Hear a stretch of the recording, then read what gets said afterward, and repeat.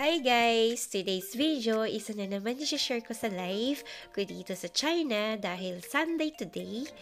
Kaya naman, laba time muna tayo. At dahil by room ang apartment at walang sampayan sa loob, kaya tara, papakita ko kung saan lahat nagsasampay ng mga damit pag weekend.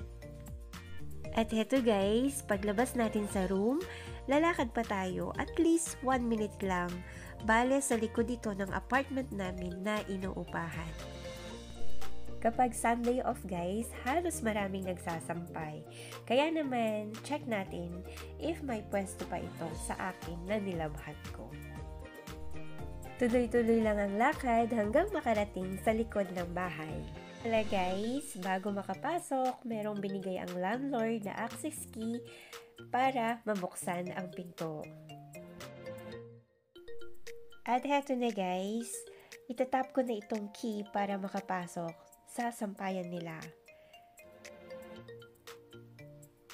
At ayan guys, buti na lang wala pang masyadong nakasampay. Ang rules nila dito guys, dapat magsasampay ka nang walang laman ang isang hanging rack para di magkalito kung saan ang sinampay mo. Pero anyway, meron naman silang CCTV kung iba yung nakuha mo. Malalaman nila at ipopost nila ito sa aming WeChat group chat. At heto, palabas na ako ng pintuan.